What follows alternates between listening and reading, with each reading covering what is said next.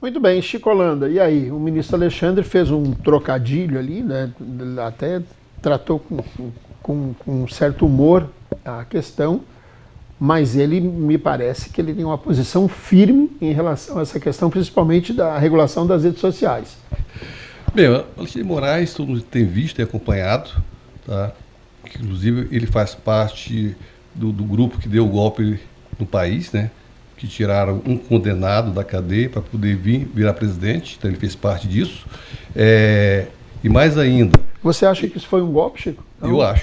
Eu acho. Da mesma maneira que eles acham que o dia 8 de janeiro foi um golpe, tentaram dar um golpe, tá? O golpe deram quando tiraram a pessoa da cadeia, condenada a primeira, segunda, terceira, até no STF, para ser candidato. Aí sim que foi um golpe no povo brasileiro. E eles estão doidos. As grandes emissoras de televisão, você viu lá o movimento, o pessoal não fala nada. Nada. Por quê? Simplesmente o governo federal duplicou, triplicou o recurso para essas grandes emissoras. E agora eles querem licenciar também, eles querem calar na rede social. Esse papo furado dele aí, de dizer, é só regulamentação, eles querem controlar toda a direita, em todas as formas possíveis. Tá? Nas grandes televisões já fizeram isso. E querem agora, porque não adianta. Segurou as grandes canais de televisão, mas não conseguiu. Foi o Brasil todo sabe, o mundo todo sabe, principalmente aquele repórter lá que eles tentaram impedir de chegar à Avenida Paulista, tá? O português, que ele falou que agora ele fazia questão de levar isso para o mundo todo para mostrar que no Brasil está correndo risco a nossa democracia, num governo em que o presidente fala que a democracia é relativa. E aí o ministro também, Alexandre de Moraes, deve estar no mesmo tom, dizendo que a democracia é relativa. Então, infelizmente, nós estamos correndo um risco, mas isso ontem o povo brasileiro, mais uma vez, ontem não, no domingo, mostrou que os brasileiros, e é mais de 50% hoje, porque mesmo aqueles que disseram que votaram na esquerda, muitos deles que já vieram conversar comigo, estão arrependidos porque estão esperando até hoje a gasolina a R$4, a botija de gás a R$55, a passagem de R$200, as casas populares, e é só balela desse governo. Vanderlei, por favor, o seu comentário sobre a fala do senhor ministro ali do STF. Olha, o Alexandre de Moraes, ultimamente, ele tem se transformado aí numa figura que vem assumindo o comando do país, né? Ele é quem dita as regras, ele que determina e ele que faz realmente a gerência do país hoje. Ele tem aí os seus subordinados que cumprem as ordens dele e ele vem trazendo tudo que ele pensa e executando no país. E com relação às mídias, não vai ser diferente. A partir do momento que ele achar que está prejudicando a imagem de A ou de B ou de C, ele vai não só restringir, ele vai tirar do ar. Porque hoje ele determina e tem que cumprir, não adianta. O Alexandre de Moraes hoje, ele está com poder que hoje ele é o presidente do país.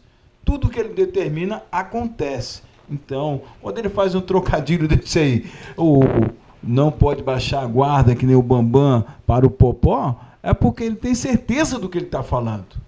Ele não está brincando. Ele tem certeza que quando ele determinar alguma coisa, o seu subordinado tem que cumprir. Porque se não cumprir, aí vai acontecer que nem aconteceu com o Bambam. Sofia, e aí, a fala do ministro Moraes ali, como é que você encarou isso? Que análise você tem? A gente já vive em um estado de exceção nesse país, né? A gente já vive sobre a ditadura do judiciário. A gente tem pessoas sendo condenadas, julgadas em bloco. Nós temos hoje um ministro que está à frente de um processo das fake news, onde ele é o acusador, ele é a vítima e ele é o juiz do caso.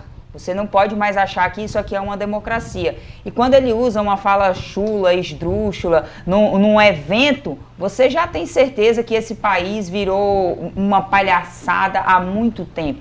Aonde você imaginaria ver a postura de um ministro da Suprema Corte brasileira falando disso, claramente dizendo, a gente manda, nós não vamos baixar a guarda, quem ele é para baixar ou não baixar a guarda. Ele só tem que resguardar a Constituição e estar lá para julgar em plenário, em colegiado. Agora, Alexandre de Moraes, ele criou um status de Deus.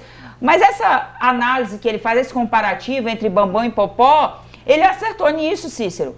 Porque como o Bambam e o Popó foi um grande teatro para ganhar mídia e ganhar dinheiro, o que o Alexandre de Moraes faz, hoje o Judiciário está fazendo dentro do STF com o Congresso brasileiro, é a mesma coisa. A gente vê que tem meia dúzia de congressistas entre senadores e deputados federais levando a sério a defesa da democracia e da liberdade do cidadão brasileiro.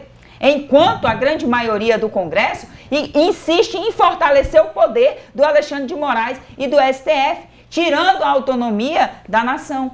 Então, infelizmente, esse teatro que foi a briga do Popó com o Bambam, que foi para os dois ficarem mais milionários, também é um teatro que acontece com esse... Ai, vai regulamentar, não vai regulamentar? Vai regulamentar, porque o Congresso está de joelho para o STF. Só se salva meia dúzia de congressistas que não tem o rabo preso para o STF. A realidade é essa. É a mesma coisa, o pessoal ficou na internet, eu defendo o Bambam, eu defendo o Popó. Meu amigo, no final da história, os dois estavam combinados aí. Nós vamos se xingar aqui um pouquinho, a gente vai brigar, mas no final da história tu vai ganhar 6 milhões de reais, tu vai ganhar tantos milhões com patrocínio, seguidor e eu também.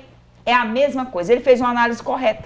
Por favor, a sua análise sobre a fala do senhor ministro, né, e até o tom de brincadeira que ele usou ali, né, se referindo à luta do Popó com o Bambam. Olha só, antes de você me criticar em casa, me ouça com muita atenção. O pior regime que foi implementado no mundo é o regime democrático. Mas mesmo ele sendo o pior, ainda não foi possível criar um outro que seja melhor do que esse. Se não, vejamos, nós tivemos um péssimo secretário de saúde e que, quando foi às urnas, recebeu a segunda maior votação da história de Rondônia e a 7ª maior do Brasil proporcionalmente, que é o Fernando Máximo. Aí eu te pergunto, a saúde pública no âmbito do Estado está a 1001 maravilha? Não, ele foi o mais votado. Temos um outro deputado federal, que é o Lebrão, que foi filmado colocando dinheiro, né, no saco, na cueca, visitado pela Polícia Federal, e que foi conduzido ao mandato de deputado federal e que conseguiu eleger a ex-prefeita da cidade de lá de São Francisco do Guaporé, deputado estadual. Fizeram a mesma votação, casadinha, pode ver ali a questão de 15, 20 votos de diferença dele para a filha. A filha ficou no lugar dele na Assembleia Legislativa, como deputado estadual, e ele ficou como deputado federal. Essa mesma urna que elegeu o Fernando Máximo como o mais votado em Rondônia nas eleições de 2022 e que puxou o Lebrão pelo sistema proporcional, foi a mesma urna que deu mais de 28 mil votos para Fátima Cleide, que fez mais votos que a Cristiane Lopes, que o Thiago Flores, que o próprio Coronel Crisóstomo e que até mesmo que o Lebrão, mais do que o dobro de voto do Lebrão. E eu nunca vi a Fátima Cleide vir às urnas, né, via as ruas ou na internet e dizer que houve fraude nas urnas e tal. Ela reconheceu que o sistema proporcional não possibilitou ela ser deputada federal, mesmo ela sendo a 5ª mais votada do Estado. Esse que é o problema. Ou a gente é democrata, ou a gente não é democrata. Tá parecendo aquele jogo armado de tapetão, né? Depois de... Tá formado lá, o tempo regulamentar. 45 minutos do primeiro tempo, mais o intervalo, 45 minutos do segundo tempo e adicionado mais os acréscimos. Em caso de empate, segue-se 15 minutos no primeiro tempo suplementar e assim sucessivamente. Depois que o time perde, pessoal, aí querem alterar a regra do jogo. Tecnicamente, habilidade, força, o time do Remo é a superior do Porto Velho. A olho nu, até quem não entende de futebol percebia. Só que no dia do jogo, o Porto Velho jogou com o coração, o Vanderlei Oriani. E surpreendeu o Brasil e derrotou o time do Remo. O elenco, um jogador do Remo, bancava toda a estrutura. É a mesma coisa da política, pessoal. O Bolsonaro é um inelegível, é um derrotado.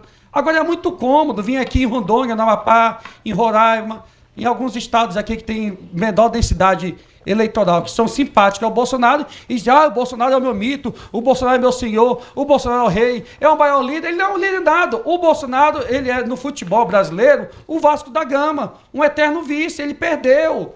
O Bolsonaro foi o único presidente da história do Brasil a conseguir a proeza de não se reeleger. Gente, tem que ser muito ruim.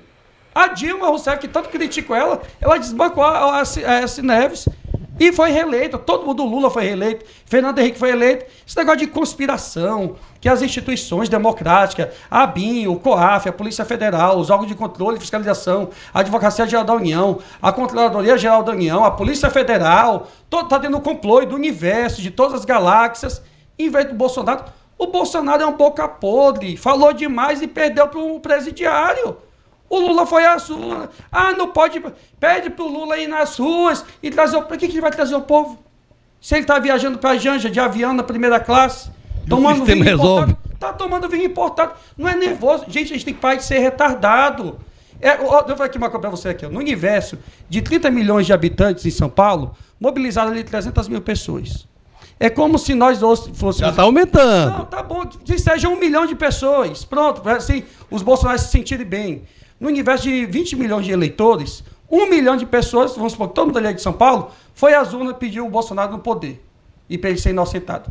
É como se nós viéssemos hoje às ruas, no universo de 800 mil pessoas, e 10 mil pessoas fossem às ruas pedir para o Max Rocha ser empichado. É uma coisa de louco, gente, de mentecato. Vamos deixar as coisas claras. O Bolsonaro é um inelegível.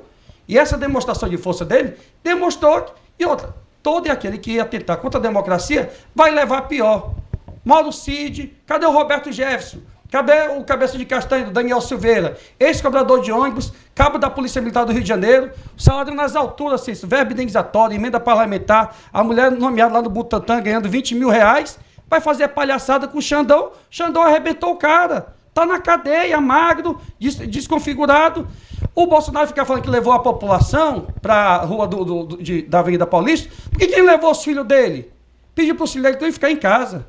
E aí o cara foi para a urna, um monte de trouxa aqui de Porto Velho se endividando, porque os políticos mesmo, eu acho que o Maurício Carvalho, a Cristiane Lopes, o Fernando Máximo, o Coronel Crisóstomo, tinham que repudiar o Alexandre de Moraes e a democracia às urnas, dizendo o seguinte, olha, nós estamos renunciando ao nosso mandato, porque a mesma urna que foi fraudada para beneficiar o Lula, foi fraudada para beneficiar o Maurício Carvalho e essa companhia amalucada aqui de Rondônia. Pelo amor de Deus, gente. Todo mundo sabe que 70% das pessoas são inclinadas à direita. É muito fácil a gente ficar tocando tambor aqui e querer lacrar na internet. Agora, eu estava na Bahia, fiquei 8 dias sem ser Moura. A mesma concentração que tem aqui de pessoas simpáticas ao Bolsonaro, na Bahia, que é um estado que tem 20 vezes mais eleitor do que Rondônia, é do Lula. Se unir todos os estados do norte do Brasil, a Bahia por si só suprime todo mundo.